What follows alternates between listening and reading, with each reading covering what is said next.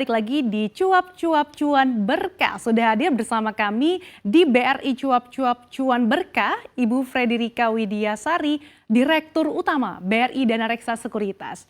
Bu Kiki, lanjutkan dialog kita tadi terkait dengan profil risiko gitu ya Bu. Apa sih ini strategi yang mungkin perlu diperhatikan ya teman-teman investor pemula nih supaya tidak boncos gitu ketika mau berinvestasi? Iya, iya. Sebenarnya gini Mbak, yang paling bertanggung jawab terhadap, apapun yang kita lakukan adalah diri kita sendiri. Jadi jangan pernah menyalahkan orang lain ketika, kita melakukan sesuatu dan hasilnya tidak sesuai dengan yang kita harapkan. Yang pertama tentu kita strateginya adalah kita harus, mau meluangkan waktu untuk, belajar ya, dalam hal mempelajari, emiten ataupun saham apa yang akan kita beli. Kemudian kita, harus paham fundamental, dari perusahaan yang kita tahu, yang kita ingin kita beli. Kemudian ada pertanyaan, "Bu, susah banget, saya dapat dari mana?" Ya, kalau Anda menjadi, nasabah suatu perusahaan sekuritas, tentu perusahaan sekuritas tersebut punya riset-riset yang disiapkan oleh, tim-tim, riset yang handal ya. Kalau di tempat kami setiap pagi kami menyapa, nasabah dengan sapa mentari. Jadi di situ kita memberikan trading idea setiap hari, apa saja yang kemudian sektor yang menarik, kemudian saham-saham apa yang kemudian bisa dibeli pada hari itu ataupun dijual pada hari itu. Dan, kalau kita lihat memang, jenis investor itu kan ada 2 ya, Mbak, ya, ada investor yang menengah panjang, ada yang kemudian menjadi trader atau harian. Kadang ada pertanyaan, bagus yang mana? Menurut saya kalau kita menjadi investor memang harusnya kita benar-benar investor fundamental yang membeli saham dalam arti kita ikut memiliki perusahaan tersebut, artinya untuk jangka menengah ataupun panjang. Tetapi ada juga, saham-saham yang kemudian kita tahu informasi dan sebagainya, kemudian kita melakukan trading saham secara harian itu, sah-sah saja ya, selama kita tahu, segala informasi dan risiko yang bisa mungkin terjadi kalau kita melakukan trading harian dan sebagainya. Tapi dua-duanya, punya strategi yang berbeda. Nah, kalau untuk yang menjadi investor yang sebenarnya dalam hal yang untuk investor yang melihat fundamental perusahaan, tentu harus mau dan mampu meluangkan waktu untuk, mempelajari saham apa yang akan dibeli.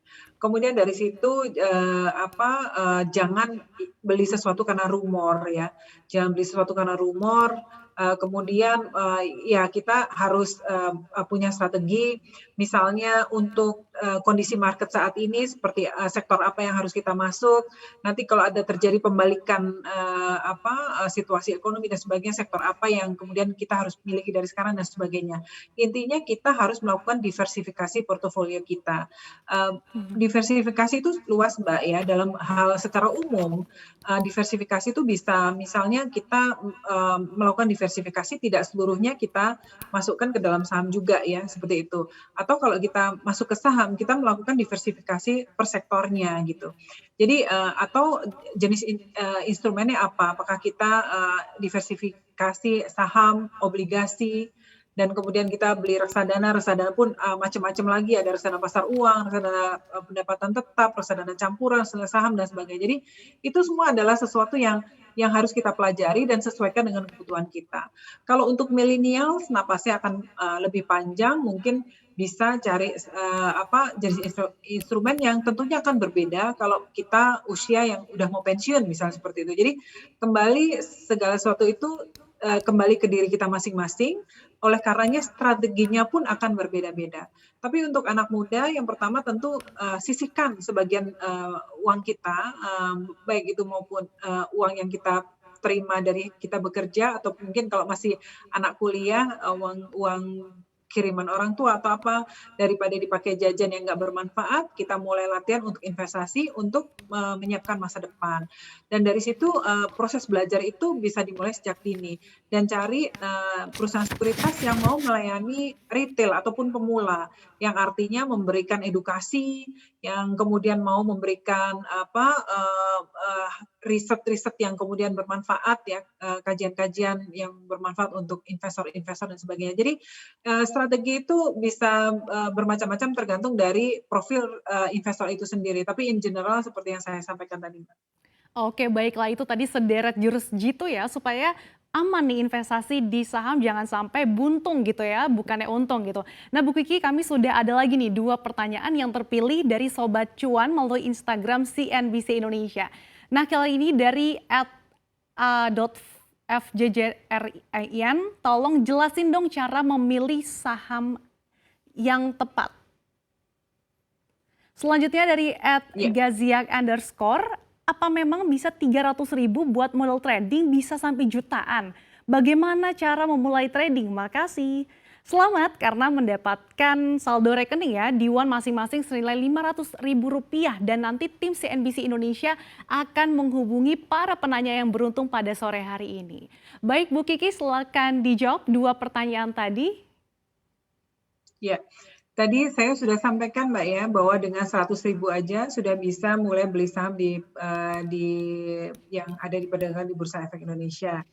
Nah, apalagi dengan 300.000 tentu bisa banget gitu ya, mau itu beli saham secara langsung atau beli reksadana. Jadi tadi bisa, mencari perusahaan sekuritas yang cocok, yang tentu saja kalau yang penanyanya retail, cari perusahaan sekuritas yang fokus dalam pengembangan investor retail. Karena tidak semua perusahaan sekuritas ini punya, passion atau punya strategi, untuk masuk ke pasar retail. Artinya mereka hanya melayani nasabah institusi ataupun nasabah-nasabah besar. Tetapi, seperti di BRI dan Sekuritas kami punya fokus untuk pengembangan retail, jadi, welcome untuk, mereka-mereka yang, newbie, pemula dan sebagainya, kita punya tim khusus yang untuk, memberikan teman-teman semua untuk mau belajar, investasi, kemudian, akan dibantu, untuk trading ideas-nya akan seperti apa gitu. Nah tadi untuk pertanyaan kedua, milih saham gimana sih ya? Balik lagi, kita harus tahu yang kita beli itu apa, gimana taunya belinya apa? Ya tentu banyak membaca ya, banyak, melihat berita fenomena yang terjadi di sekitar kita. Misalnya saat, ekonomi saat ini, sektor apa sih, yang bisa memberikan, peluang untuk kita bisa mendapatkan untung gitu ya, atau return yang sesuai yang kita inginkan.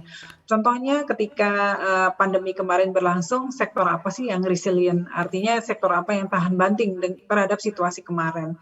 Ya, misalnya contohnya adalah sektor consumer gitu atau telekomunikasi. Nah, itu sahamnya apa aja? Dari situ mulai bergerak seperti itu. Nah, sekarang kalau mulai, domestik kita, sudah ada recovery, kira-kira sektor apa nih yang kemudian prospektif yang bisa kita kita mulai koleksi saham-sahamnya. Misalnya kalau di hasil riset kami, kita, lihat di 2021 ini sektor perbankan ya bisa menjadi, koleksi yang cukup baik ya, salah satunya misalnya saham BRI, yang cukup, resilient dan kemudian kita lihat sudah sangat baik sekarang. Sektor konstruksi ya, juga kita lihat kemudian, sektor retail, otomotif, properti, dan kawasan industri ini, menjadi sektor-sektor yang bisa dikoleksi di saat domestik, recovery saat ini. Dan kalau sudah seperti itu, kita tahu sektornya, kemudian kita lihat sahamnya apa, saham-sahamnya apa yang kemudian kinerjanya paling baik selama ini. Kemudian kita lihat, apakah perusahaan tersebut memiliki rencana ke depan seperti apa? Apakah ada corporate action yang akan dilakukan oleh perusahaan itu yang kira-kira akan meningkatkan value dari, perusahaan tersebut dan sebagainya. Jadi banyak sekali sih Mbak strategi yang bisa dilakukan dan dipelajari oleh, millennials ini untuk bisa mulai masuk ke pasar, modal Indonesia. Oke baik Bu Kiki dan salah satu sektor yang menjadi defensif di tengah pandemi ini salah satunya adalah sektor perbankan ya. Dan Bu Kiki kalau misalkan orang bilang ya kalau misalkan berbukalah dengan yang manis. Nah seberapa manis sih ini prospektif dari saham BBRI sebagai saham defensif? Iya, kalau kita lihat ya Mbak, ini bukan karena kita grup dengan BRI ya, tapi bahkan kalau mungkin saat saya masih kecil gitu, mungkin tabungan pertama yang saya tahu ya, produk dari BRI gitu ya. Maksudnya, BRI sudah ada, sejak dulu dan kemudian ada di dusun, di pedesaan, di pulau terluar terluar BRI hadir ya gitu ya. Kemudian kalau kita lihat, harga saham BRI dari mulai IPO ya tahun 2003 sampai saat ini mungkin nilainya sudah naik sekitar 3.000 kali luar biasa ya. Ini saham termasuk saham yang luar biasa. Terus kemudian kalau kita lihat BRI ini punya fokus di UMKM ya, kemudian sampai mikro gitu ya. Nanti kemudian ada corporate action juga, penggabungan rencana penggabungan PNM dan juga Pegadaian dan sebagainya yang kira-kira akan memberikan nilai tambah yang luar biasa bagi korporasi atau buat perusahaan. Nah, seperti ini adalah contoh-contoh saham yang menurut saya yang patut untuk dikoleksi ya. Karena kalau kita lihat ya, kalau kita beli saham Mbak, sebenarnya kan kita membeli prospek ya. Contohnya adalah seperti ini, Indonesia diproyeksikan di 2030 akan menjadi ekonomi terbesar keempat atau kelima di dunia. Saat ini kan kita sudah masuk ke G20 ya, 20 negara terbesar ekonominya. Dan kalau kita lihat dengan semakin kita mengarah ke sana, kira-kira sektor apa sih yang akan menjadi proksi pertumbuhan ekonomi Indonesia? Nah, hal-hal seperti itu yang kita harus berpikir kritis. Nah, kalau kembali ke sektor bank tadi, tentunya akan semakin berkembang ya. Yang tadi saya sampaikan, misalnya kayak BRI ini fokus pada pengembangan UMKM yang kalau kita lihat net interest margin-nya juga relatif lebih tinggi daripada yang lainnya. Kemudian ya kita lihat kehadirannya di mana-mana gitu ya, mensupport perekonomian Indonesia. Jadi saya rasa hal-hal seperti ini atau contohnya misalnya gini Mbak, kalau kita melihat ya infrastruktur di Indonesia sangat masif. Nah, kira-kira saham apa nih yang infrastruktur yang bisa kita koleksi juga? Atau misalnya otomotif ya, kalau kita lihat, Jakarta udah mulai macet, kira-kira saham apa nih? Apakah itu Astra atau apa? Jadi itulah sebenarnya investasi saham itu gampang-gampang susah Mbak, karena sebenarnya yang kita pakai adalah logika saja. Pada dasarnya kita itu terekspos dengan seluruh produk-produk dari perusahaan-perusahaan yang ada sahamnya bisa kita koleksi di bursa gitu ya.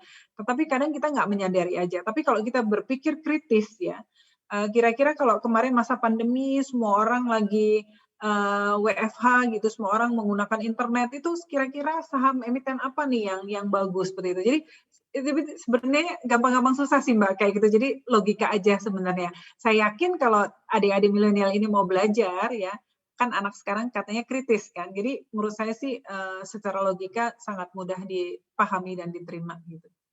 Oke baik, luar biasa sekali, lengkap sekali nih jurus jitu dan juga bocoran-bocoran supaya teman-teman milenial ini makin berani dan juga serius ya untuk berinvestasi saham.